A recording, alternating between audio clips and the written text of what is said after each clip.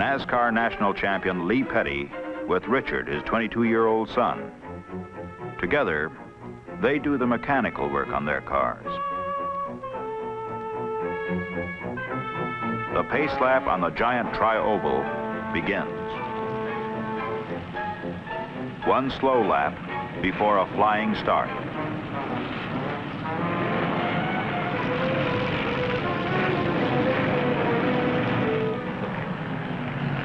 The race is on.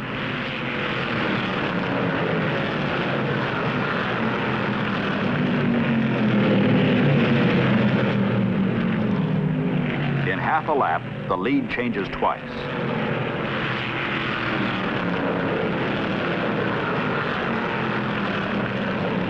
Car in the pits, a convertible handled by Dick Petty. The smoother streamlining of the sedans give them a 10-mile-an-hour advantage.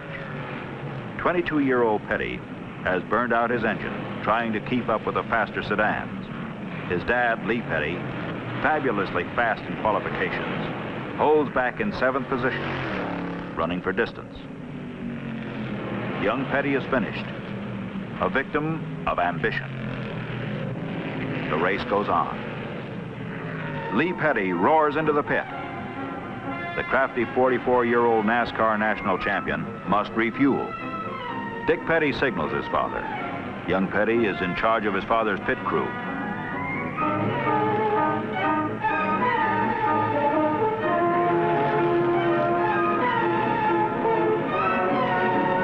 Then the front runner, Fireball Roberts Pontiac, comes in, and the race is wide open again. As Roberts slows, Jack Smith's Chevrolet is ready to race. Roberts has a full lap lead over Smith. 1 minute and 4 seconds to change tires and refuel. Enough time. Lee Petty roars away from the pit wall to follow Smith. Lee Petty in number 42 and Johnny Beauchamp in 73 roar into first and second place, with their pit crews whipping them on.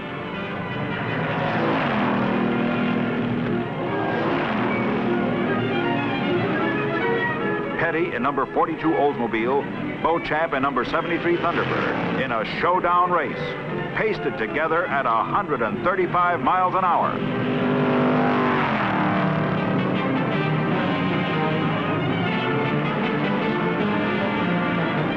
There's the white flag. The leaders enter the last lap in a dead heat.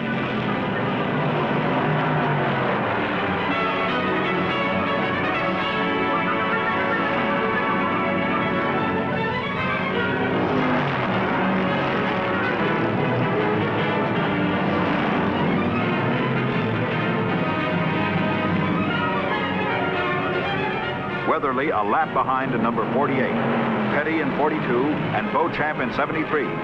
The leaders. 1 mile to go.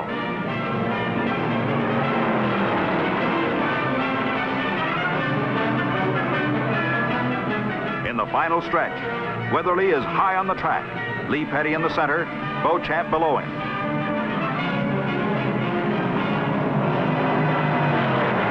The checkered flag. The race is over. Both Petty and Beauchamp clocked in the identical time. 3 hours, 41 minutes, 22 seconds. Petty and Beauchamp both wheel to the winner's circle. Both accept congratulations of the crowd in one of the most amazing finishes ever recorded in stock car racing. The official decision, based on photos such as this, gave Lee Petty in number 42 the victory by a margin of less than 1 yard. Weatherly in number 48, a lap behind, took 5th place. After 500 miles, Lee Petty's margin of victory was by 1 yard. Lee Petty became the first winner of the first 500-mile event at the Daytona International Speedway. The only way to know what the car will do is to run. And 2 weeks before the race, number 43 is on the track for practice and qualification. Richard Petty won 15 out of 50 races last year, but never a big one. This is the time when they find out whether the months of work have paid off.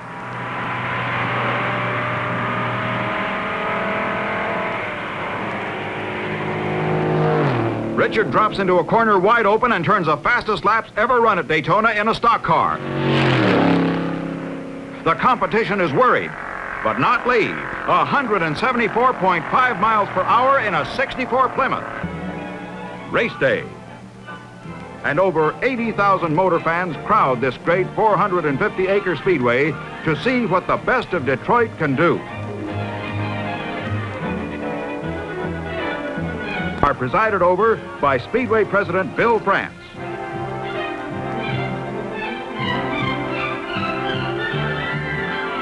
Daytona 500 is the first major event of the new model year, and all the great drivers and the best of equipment are here. The 46 entries line up, 2 by 2, in the order of their qualifying speed. Behind the pace car, Goldsmith in number 26 Plymouth and Petty number 43 Plymouth, first row. Junior Johnson, number 3 Dodge, and Pardue, number 54 Plymouth, second row. The pace car pulls off the track. The field picks up speed. And the race is on. Going into the first turn, it's wheel to wheel. Goldsmith jumps out in front, and Petty slips into his windstream right behind him.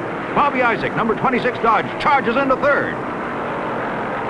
Maurice Petty, Richard's brother, and Lee can only stand by now and watch. Goldsmith takes lap 1, but not by much. Petty is moving up. Petty passes.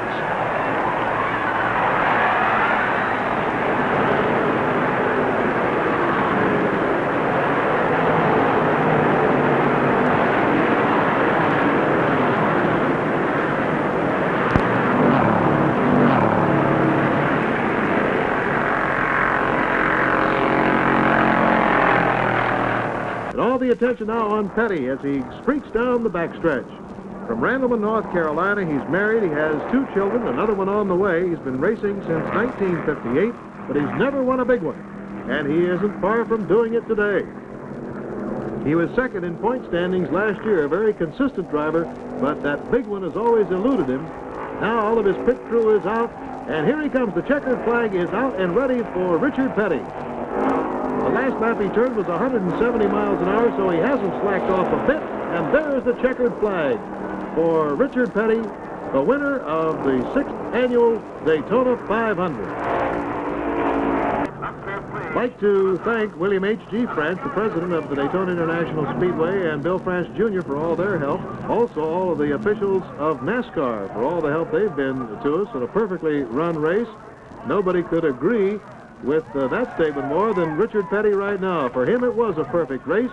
Down there in that wild melee of Victory Lane, everybody will be moving over. Chris Economaki is moving toward the area, and we'll try to get a word with the new champion. A happy guy he must be, too, and very glad to get that crash helmet off.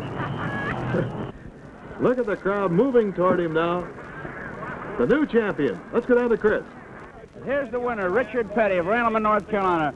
Richard, how long have you been in this racing business? Oh, about 5 years now. This your biggest victory? This is it. This is the first time I ever won on a major speedway. Now, your father was a champion before you. How much longer are you going to be in this business? Well, I guess from now on, just like he is. You've got $30,000 coming to you. Do you have any idea of how it's going to be spent? Well, it'll go for some more cars, I imagine. Being they run that good, we ought to get a couple more. How about the race, Richard? Did you have any problems with any other drivers, any that you thought might beat you? Well, right the first of the race, I was worried particularly about Goldsmith. Then Isaac come up there, and they had a little bit of trouble, and then it was particularly all over with. You made 6 pit stops. Why so many? We made 3 or 4 under caution flags in order to keep them having to stop under the green, and it worked out that way. We didn't lose a lap when we stopped. Richard Petty, winner of the Daytona 500 and a thinking driver. Richard Petty and his Big Blue number 43 made a shambles of the stock car record books in 1967, winning almost everything in sight. Listen to a few statistics. Petty started 48 races in the 1967 season. He won 27 of them, some on small dirt or paved tracks, others on the big superspeedways. No other NASCAR race driver ever won more than 18 races in a single year before. Richard won almost $130,000 in prize money in 1967, an all-time record, making him one of the highest-paid men in professional sport. In 9 years of stock car racing, Richard Petty has chalked up 75 first places, every one in a Plymouth. He pushes that record higher every time he wins a race. During August, September, and October of 1967, Richard Petty smashed another record. He entered and took first place in 10 races in a row. Richard's feats in racing are becoming legendary. His 75 career wins are like Babe Ruth's mark of 714 career homers. His 10 straight victories are like Joe DiMaggio hitting safely in 56 consecutive games. His single-season win mark is like Babe Ruth's 60 homers or Roger Maris's 61. Ironically, Richard Petty scored his record-breaking 55th win with his father, Lee Petty, watching. Lee Petty had held the previous all-time mark of 54 wins. Richard Petty is still a young man. He has the prospect of a long career ahead. And every time this superstar wins a race, he sets a new all-time record. Pearson has an oft-repeated line about Daytona. Seems like when we come to the end of it, it's always the same. It's always Petty and me. And so it is today, as the race draws to its dramatic conclusion. A battle of giants, and the white flag flutters down on two great racing champions. You're going to be side by side as they exit the bank and head for the finish line. Richard Petty goes back in front. They both spin. They're in the wall. Petty is slamming into the wall. He's coming down toward the finish line. Will he make it? He's still moving. The car stops 300, 400 feet shy of the finish line. Pearson is still running. Here's Petty trying to fire to come across the line. David Pearson moving down through as they come to the stripe. The winner is car number 21. It's going to be, I believe, Pearson's victory. You'll just have to wait and see. An amazing finish. Richard Petty's car demolished in the front end, as well as car number 21. When we got the white flag, naturally I was behind, and of course that was exactly where I was wanting to be at the time. And so when we come off on number 2 corner, I was drafted, and I drafted by Richard, and so got into 3, and I guess that he was going to try to come back around me, and so coming off of 4, he went a little bit high, and I feel sure that his car got the pushing on him, because anytime you run hard and run wide open, your car does push. So if you're set up fairly tight anyway, and I'm felt sure that he would just come up, and when he squeezed me into the wall, I hit the wall and spun around and come back, and so I undoubtedly hit him too, and that got us both to spinning. How long did it take you to realize that you could still win the race with a wrecked front end from the infield? Well, after I hit the wall, I was still running, and I hollered on the radio, "Where's Richard?" Because I knew he had spun too, but I didn't know where he had passed the start and finish line or not. And I asked him had he passed, and they said no, he's sitting there. So I was trying to get going at all time and get ready and go beat him across the line. Does it mean more to you to win this race because of the jinx that you've had in this race but not had in July? I'm sure it does. I've tried to win this one so many times, and I've always had bad luck and not win. So it means a lot to win this one. Richard had won this one quite a few times and couldn't ever win the 400, and I was always winning the 400 and not this one. So maybe this changes things around a little bit. Yeah, I knew he was going to pass me, but I felt like I could get back by him because I knew where he was going to pass me, and he could not get in the corner wide open. I knew that. So I went on in the corner real high and stayed wide open, and when he slid up in front of him, I done exactly what I want to do. I moved down under him and felt like if we run side by side, then it would just be a nip and tuck deal. It'd be luck for anybody to win. And when I did, I got moved on around, and the car broke loose and slid up into him. And once it done that, then both of us was all we could do to just try to keep them going in the right direction. And we didn't keep either one of them going in the right direction. When you're sitting down in the grass in front of the grandstands, were you aware that he was going to win the race by moving ahead and getting that wreck going? Yeah, I was sitting there watching. You could see him, because I just talked to him, and he didn't see you. He had to call in the radio to find out where you were. He got so turned around. Well, see what happened. There was so much dust and stuff, he couldn't really see. But I seen him. He got his car cranked, and I didn't get mine cranked. So that was really wound up. That was the difference in the race. His car cranked up. Going to 500, and the crowd here are going absolutely mad. Well, there he is. After a full year without a win, as the two leaders tangled in the back straightaway. They threw the block, it didn't work. A.J. Foyt pulls up to congratulate Petty. The 18-year-old son of Richard Petty, Kyle, out there waiting for his father. They have both tasted success. Here is the finish again, ladies and gentlemen. Richard Petty. Darrell Waltrip absolutely fighting that car. He got the left wheels on the flat of the bank and was really out of control there.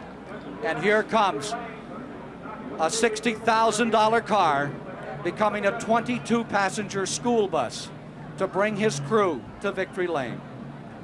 Richard Petty, the great master, has just recorded his 186th career, and there's a fight between Cale Yarborough and Donnie Allison.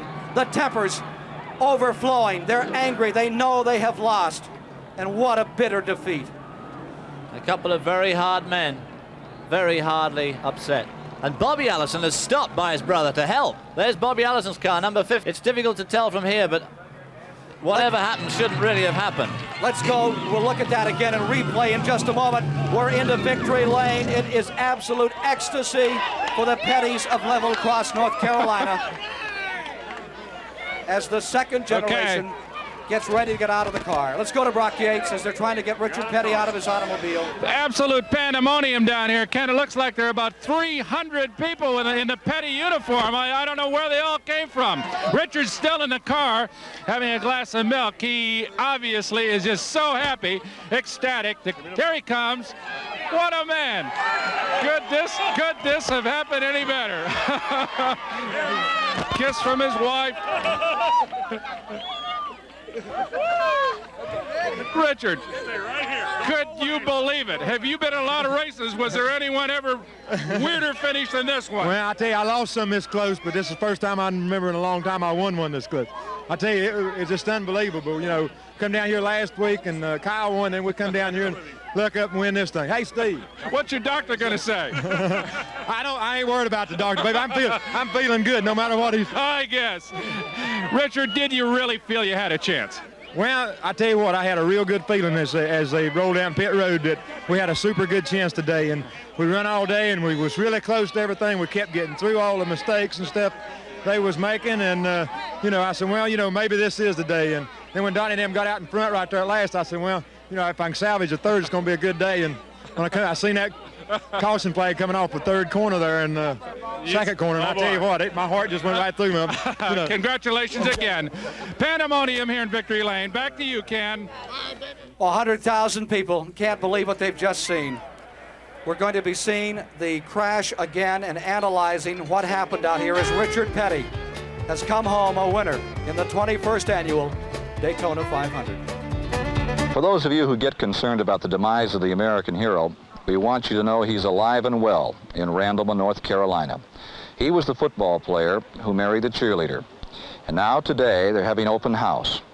And some of his friends, 20,000 of them, have come to pay a dooryard call on the first 5-time national stock car driving champion, Richard Petty. We're racing 30 races a year. That's about 30 weeks away from home, and we really don't have a chance to, you know, to get in and do some of this stuff. So we just put it all together at one time and just decided we'd just spend a couple of days just doing nothing but trying to help raise the money for the community, and to know there's that many people that's interested in racing and that many people that's interested in donating a little money. For 7 straight hours, Richard Petty smiled, signed autographs, and showed the same magnetism that made his father one of the first heroes of American stock car racing. There we go. You turn right around and sit down right there. Oh, I'd love to sit down right here. I'd love to. Okay. Yeah, you come over here and sit down there. Yeah, that's too dead go on. Lee Petty, you were one of the sport's first great champions. But of all the champions in stock car racing, Richard Petty is the greatest. As you look out here and see all these people and know of Richard's success, what does it mean to you? Seeing all these people that are really race fans coming from Pennsylvania, New York, and whatnot. And so it's what you call an inner satisfaction. I really can't express it, but it's an inner satisfaction that you accomplish and it materialize over the years. What do you think it is, sir, that people cotton to about Richard Petty? Well, he's a good man. What he is, what you see, that's him. He's got the best running vehicle and machine out there on the track. I like the way he drives, and I like the way he looks. Everybody likes him because he's a winner, because he's sincere, Because he's honest, because he lives what he believes. Close the curtain on the 1979 Winston Cup racing season. Again, our congratulations from Motor Racing Network to 42-year-old Richard Petty, who now becomes the 7th-time Winston Cup driving champion. He's a 6-time Daytona 500 winner, Mike Joy, and now he'll have to win the Daytona 500 to match his 7 championship wins, I guess. Well, every time Richard Petty gets on the racetrack, he sets another record in one way or another. He's run over 800 Grand National races. He's won 190, and the records just keep on falling, and they look like most of them will never be broken. It continues to shrink, getting closer all the time. It's now 6.5 seconds, but time is running out. A brilliant maneuver by Dale Inman and Maurice Petty may have given their cousin and brother, respectively, this Daytona 500. Well, a lot of it depends on the driver, too. Richard must have said to them, don't change the right side tires. He must have told them not to change them. He was happy with the way it was set up, and that's what he told them to do, and they didn't, and they did a 6.8 second pit stop, and that's what's given him this race. It looks like he's going to win by about 6.5 seconds. White flag coming up. 1 lap to go for Richard Petty, who looks like he's on his way to his 193rd career win. I'll tell you, I want to be there the day he wins 200. The crowd up on their feet. One of the most beloved race drivers in the history of the sport, going down into turn number 2. You are watching an incredible moment in the history of motorsport. Here is a man winning the most difficult, the most prestigious stock car race there is for the 7th time. Bobby Allison. No-win situation. The sort of strategy he pulled here is like sinking about a 90-foot putt to win the U.S. Open by 1 hole. Out of turn number 4, Richard Petty holding on to that lead like a hammerhead shark. Here he comes, coming down, seeking out. And is he slowing down? Is he running out of fuel? He's coming across the line slowly, but he takes the checkered flag. And a car is in the wall. Stan Barrett has crashed just at the finish. Number 22, Barrett, has walled his automobile. Richard Petty has won it. Here he comes in. And what a response he is getting from the 100,000 gathered today. The disappointment in the Bobby Allison pit would be almost more than you could stand. It must be just absolutely intense. They had this race locked up all month, and they just somehow blew it with only 20-odd laps to go. Well, here is one of the great masters of the sport, Richard Petty, scoring his 193rd career win. It would be something to be with him for number 200. No one has ever done it in the history of the game, won that many races in any form of motorsport, and he has just out-snookered them here in the 500, David.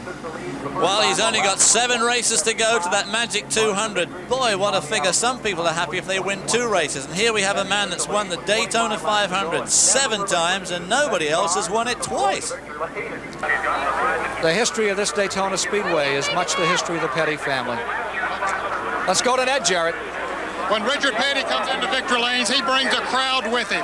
No race driver has more fans than this fella. As he crawls out, he flashes that big smile. Richard, you pull one on him.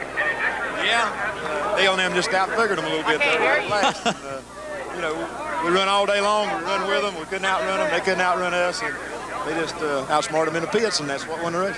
Richard, I asked you the other day what it took to win this 500. This is your 7th one, and you said you had to have a lot of luck, but really luck wasn't it today. Well, I tell you, I had a lot of luck just to miss everything that was going on out there, and I had a lot of luck. But we run all day and didn't have no problem. And then we were fortunate enough to make the right decision on gambling right at last, and you know, then our luck ran out. You know, I mean, it worked out. So.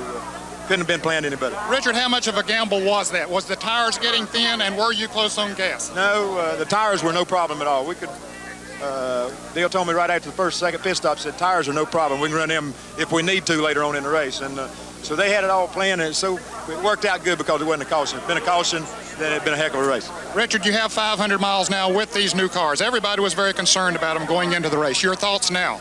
They're still terrible, terrible squirrely. I tell you, I'm not a whole lot better than the rest of them. I think that by myself I was pretty good, but when I get with 3 or 4 of them, it was really bad. But I wasn't as bad as some of the rest of them. Why are they so squirrely, as you say? It's just aerodynamics, just the way the car's made, and there's just not a whole lot we can do about it right now. We'll work it out. What can you said not a whole lot you can do, but do you have any suggestions for them? I don't know. That fastback Pontiac deal didn't handle any better than we did. So, yeah, right now I got no suggestion. All I know is my car handled better than everybody else, and we won the race, and I'm tickled to death. Are you just going to keep winning races forever? I'm going to keep on trying, Ned. You can bet on that. Richard Petty will be gunning for an unprecedented 200th stock car victory. And Cale Yarborough, who will try to duplicate his pole-sitting win in February's Daytona 500. And to heighten the drama, Air Force One is flying a special guest into town as the crowd and drivers at Daytona await the radio command from the nation's most visible racing fans. All right, gentlemen, start your engines. Now 40 other drivers will try to steal the spotlight from Yarborough and Petty as the president flies on in to join the crowd of more than 100,000 for the Firecracker 400 from Daytona Beach, Florida. Back at Daytona, and you can see Air Force One carrying President Ronald Reagan as it lands at the airstrip just adjacent to this racetrack, hovering even now over the backstretch as the cars go by. The leaders have just taken their second scheduled pit stop for the race, and for the moment it is car number 22, Bobby Allison at the helm, which has assumed the lead in the race. Now on lap 150, and a car is spun out. Doug Heveron's car is spun out in turn one. So now the yellow caution flag may be coming out. Indeed, as I look just below us, the yellow caution flag is going to come out. This will, in all intents and purposes, perhaps be the last lap of the race. The rule requires them to solidify under the caution at the beginning of the next lap. It's an incredible situation. Now, are they going to race to the line? This is an interesting rule situation, Jim. You are allowed to race to the line once the yellow has come out. Cale Yarborough did that. Richard Petty is counterattacking. This may be the race that we're looking at here as they sweep up into traffic. A highly dangerous situation. Coming down the front straight. Here they are, Sam. They will come across the yellow line just about together, but Petty had the lead. By the nose of the car, Richard Petty was just in front of Cale Yarborough as they came across the line. Now they have completed 158 laps. There are 2 laps to go. You are going to see a checkered flag for car number 43. Richard Petty has won the 200th race of his incomparable Grand National Stock Car Racing career, and an unexpected thrill for the crowd here, which in effect saw the race end 3 laps early. And a sensational rendezvous with destiny for Richard Petty, who has political aspirations. He will now, not for the first time, be meeting President Reagan as part of the victory celebration. Richard Petty, on this day, has fulfilled a great dream. Back at the Daytona International Speedway, here are the final standings. As we suggested he might, Cale Yarborough sacrificed second place with that impromptu pit stop as Harry Gant wound up second, but Richard Petty emerged victorious for his 200th Grand National Stock Car Racing victory.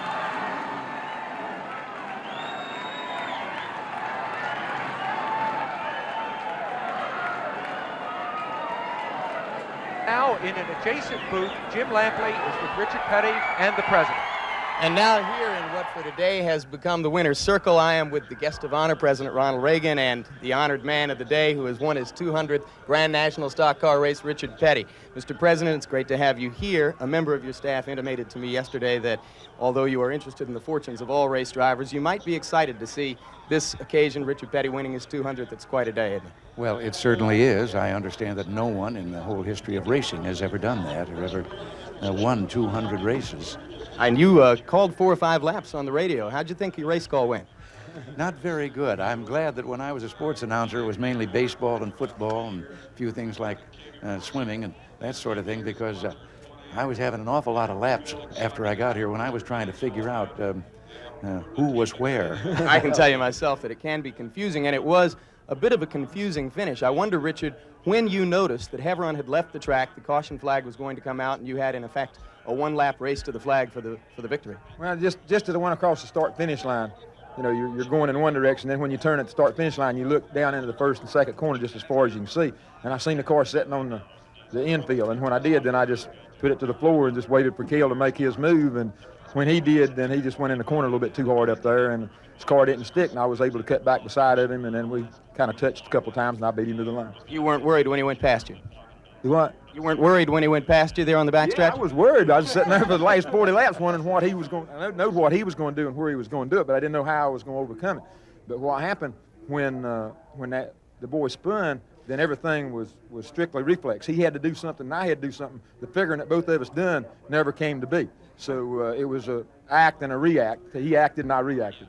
You've been around this sport so long that you may not get terribly excited at the prospect of winning a race, but was there a little extra thrill in winning, knowing that the #1 fan was here today? Well, definitely. 200 is very, very important, but under the circumstances, with all the presidents that's ever been in the United States, this is the first one that's ever showed up at a racetrack. So everybody's got to go from that, from racing standpoint, and I wanted to be the one that was able to welcome him to Grand National Racing. Richard, congratulations to you on this terrific occasion. Mr. President, thanks for being with us. Well, pleased to be here, and it's been a very exciting day, and I join in the congratulations. I even have a conflict of interest here because he's doing some yeoman service in a political sense. Well, the political aspirations of Richard Petty had nothing to do with this finish here. This was a matter of racing skill and horsepower in one of the closest finishes ever. Look at that. Not only a championship at stake here today, but perhaps as important, it's the final race for a guy who started his career back in 1958 and has become the king of stock car racing. It's Richard Petty's final ride. Here's more with Jerry Punch. Bob, I have never seen an atmosphere more electric, more emotion in the air. Richard Petty, last October, a year ago, you announced the Fan Appreciation Tour. Your chance to give something back, but they turned the tables on you. They wanted to say thank you to you. Now, on behalf of us at ESPN and the millions of fans around the world who didn't get a chance, thank you for all the memories. Well, we thank everybody. It's just been a great, great year. Our race has not been too good, but everything else has been great, and we couldn't have been better from the fans' part of it. I started out to say thank you, fans. Fans come back and said thank you, Richard, and I've enjoyed all 35 years of it. Hope they have. Richard, we've all enjoyed it. Now, how about today? The STP Pontiac ran well in practice yesterday. Could you possibly give us one more memory? That'd be asking a little bit much, just to tell you the truth, but you can say one thing. We're going to go out there and try and do the very best we can, and, if the good Lord willing, we'll be right there with them when it's over with. Good luck to you. Thank you, man. Richard Petty, the undisputed king of stock car racing, emotion flowing down here on pit road.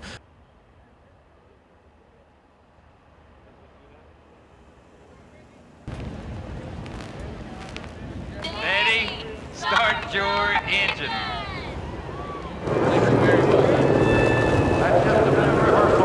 Back a winner. Well, there will be two gentlemen start your engines given here today. The Petty children have already told Daddy to start his engine. I'm not so sure that he heard the command because he seems to be sitting patiently in his race car. All the drivers will say it's one of the toughest tracks because you are turning almost constantly. The Apache helicopters continue to hover overhead as the field now begins to get in formation. Richard Petty, as he has done at every race this year on the Fan Appreciation Tour, is leading this first parade lap, and then he will fall back into his regularly assigned spot, which today is 39th. And we have an in-car camera right with the King this afternoon on his final event. There it is, looking out the back to the other 40 starters. Jimmy Hensley will also carry one of our in-car cameras, the Phillips 66 in-car camera. As he is going through the banking in turns number 3 and 4. There's Sterling Marlin in the Maxwell House Ford, car number 22. He also will carry an in-car camera for us here this afternoon. Yeah, I got you. There's Mark Martin's car. Car number 6, with an in-car camera. Morgan Shepherd will have the roof cam. That ought to be fun. That'll be fantastic. And what a crowd we have. Look at the fans. Waving to the drivers as they go down the front straightaway. Now Richard will fall back into his starting position. The Apache helicopters now in their hover and begin to chase the field as it goes around this 1.5-mile oval. Quite the race cars to win this race. It is quite a spectacle, though, to see all of this pre-race activity and to end the season on this tremendous note. It's been a great season, but to think that we have 6 drivers eligible to win the championship, depending upon what happens in the next 328 laps, is absolutely unbelievable. Look at the altitude that this helicopter is. What do you mean altitude? There's hardly any altitude at all, is there? Exactly. He's not more than 25 feet off the ground down the back stretch, now moving up a little bit to clear the grandstands as they fly by us. When I said they might win this race, I meant when the race cars are up to full speed, not when they're going around on a pace lap. That's right. But the fans are loving it. There is in the standings. Looking back on Davey Allison from Richard Petty's in-car camera. Davey goes to the inside of Richard and passes it.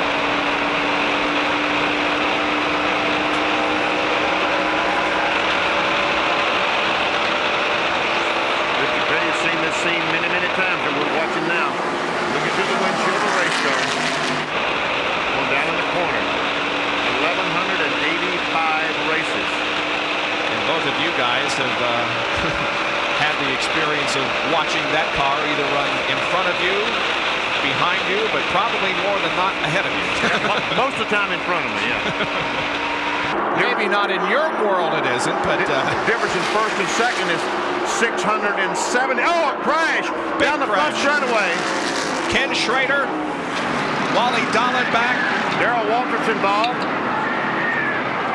And Richard Petty is flaming going into turn number 1. He's knocked the oil cooler off his car, and the oil is on fire. Richard Petty, the car is on fire. Petty has got the car stopped. It'll go out. Fire extinguisher. It'll go out. That was Richard yelling to his crew, get a fire extinguisher down here. Yeah, they got I pulled up to the fire truck. Richard said, I pulled to the fire truck. Well, I'll tell you, that's a great presence of mind, right? And what a way for the career of Richard Petty to end. There is the King out of the car. And this may be the final farewell. But thank God he was able to walk away from it and wave to the fans. But you know, they ought to take the King back to the garage here and something better than a record. Yeah, you're right about that. It's not a good way to end a career that has been so great. We're looking to see what's going on. It busted the oil cooler in the radiator and caught on fire, and I drove down there to a fire truck and got it put out. But I don't know that when it busted the oil cooler that it didn't run out of oil and mess up the bearings. So first thing I got to do is put it back together and then crank it up, and still got oil pressure. We might go out and run a few laps. The oil pressure's messed up, naturally that's all over with, but no front fenders or nothing on it right now. It's tore up pretty bad. You know, you'd rather go out in a blaze of glory, but you're almost out in a blaze today.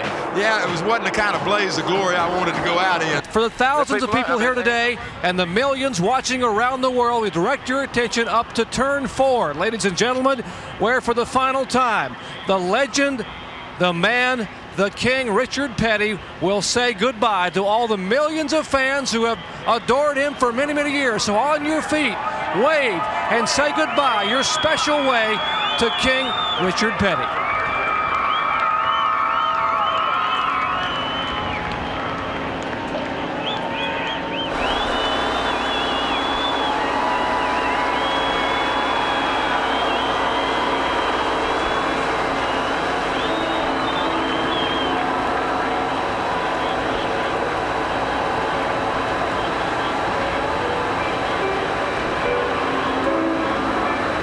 I think probably the most emotional was when Doyle Ford dropped the checkered flag as Richard went by there, signifying the end of the career. Let's go down to the Richard Petty car.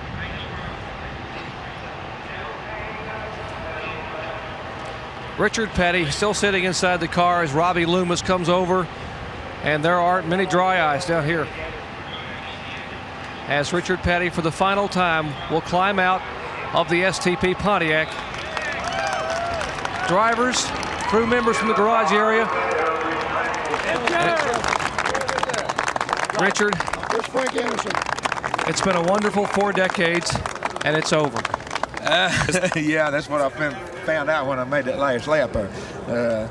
It's been wonderful. I mean, 35 years, the good Lord's looked after us all these years. And you know, I'm still walking around. You know, I hate to got in a wreck and disappointed me and some of the fans, but the big deal is we're here talking to you when it's over with, and I wouldn't change none of it. I wouldn't trade nothing for nothing else.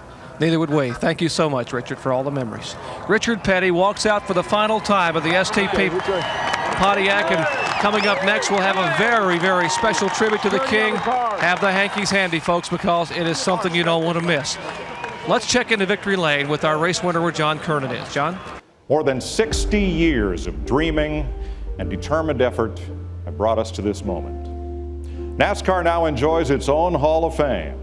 Charlotte joins Cooperstown, Canton, Springfield, Toronto, and St. Augustine in hosting the celebrated shrines of America's major professional sports. It's my honor to induct my father, Mr. the King, Richard Petty, into the NASCAR Hall of Fame and present you with this Hall of Fame ring. You did good on that. That was good. Thank you.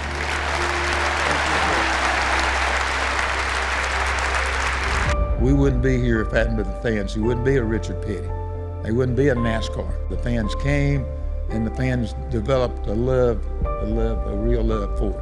I guess I'm gonna do like Gomer Pyle. I'm just gonna say, thank you, thank you, thank you.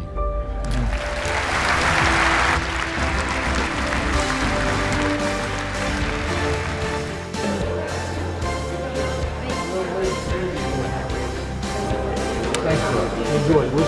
They'll get us together again. We'll be here next year on our team. Okay.